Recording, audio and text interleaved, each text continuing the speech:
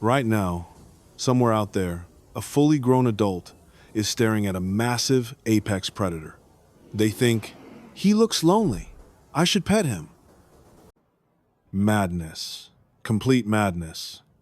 In 2018, a guy literally jumped into a zoo enclosure just to hug a tiger. The judge called him totally insane. But an evolutionary biologist? They would say his base code just glitched.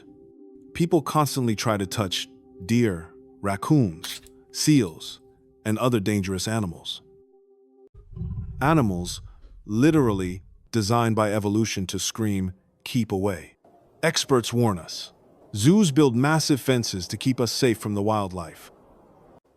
Yet, every single year, somebody looks at a giant grizzly bear and sees a big fluffy dog. Why do we humans do this? Why do we have this uncontrollable urge to pet absolutely everything? It makes zero sense on the surface. You are a smart, modern human. You know a lion can end you in a second. But when you see a big cat rolling in the grass, your logic evaporates.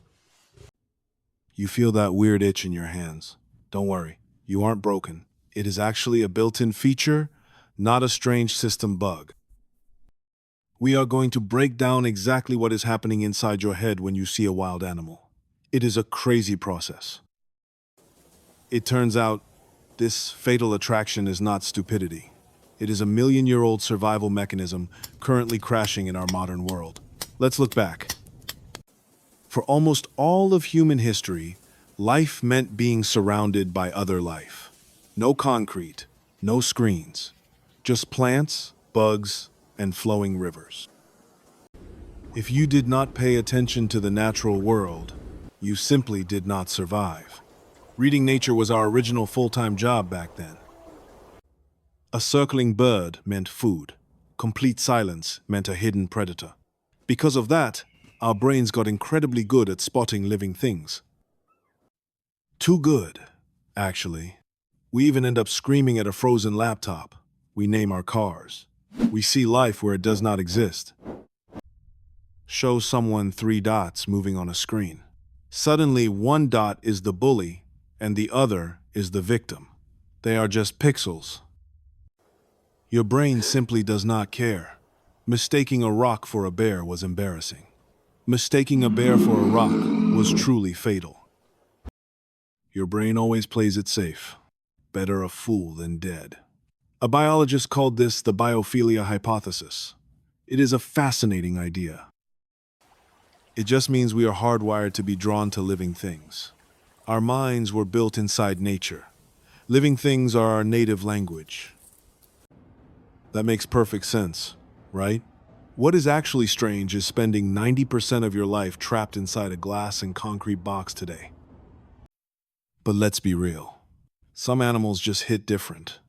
A baby rabbit breaks the internet, while a grown rabbit is just a rabbit. Why? Human babies are completely useless.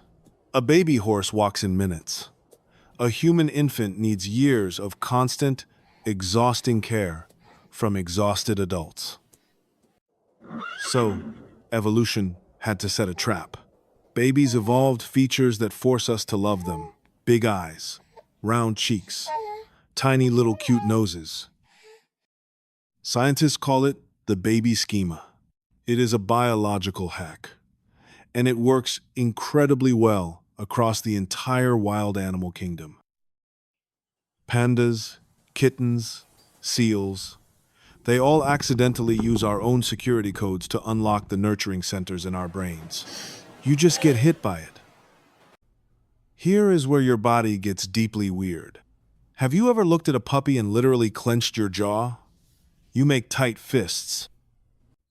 You think, I want to squish your little face. That is called cute aggression. It sounds psycho, but it is actually totally normal behavior. When something is overwhelmingly adorable, your emotional system overloads. Your brain basically throws a fake punch to balance itself out. It releases the pressure. You don't want to hurt the puppy. Your brain is just trying not to explode from the cuteness. So, We love fluffy little babies. That kept the human race alive. But here is where evolution stops making sense. Here is where the survival instinct completely breaks down. Nobody looks at a massive grizzly and thinks it is a baby. Nobody mistakes a 500-pound lion for a tiny kitten. It is impossible. Yet, the urge to pet them is still there. Why? We are aggressively social creatures. We use touch to build deep social trust daily. Hugs, handshakes, pats on the back. It triggers a chemical in your brain called oxytocin. It immediately lowers your stress. We crave that connection. We just can't help extending that to other species. If an animal looks smart, we treat it like a who instead of a thing. And when you meet a who, you want to touch them. Which brings us right into the danger zone, the fatal lion problem. Humans love controlled risk, roller coasters, horror movies, standing on a cliff edge. Fear and excitement are practically identical twins in your brain. Both pump adrenaline, both make you feel alive.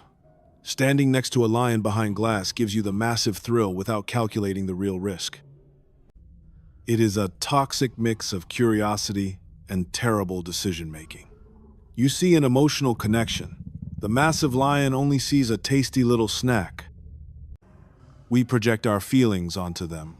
If a lion looks chill, we assume it is friendly. But they aren't just humans in fur coats. A lion can look relaxed 2 seconds before doing something violently lion-like. Despite all the danger, the instinct never fades away. We visit zoos. We feed birds. We bring completely different species into our homes. We celebrate them. We grieve for them. It is beautifully weird human behavior. We have a mind desperate for nature and an endless curiosity. It all points to one undeniable urge: go say hello to the wild. Most of the time, that instinct builds great companionship. Sometimes, it makes a guy jump a fence. Keep loving nature, but respect the teeth.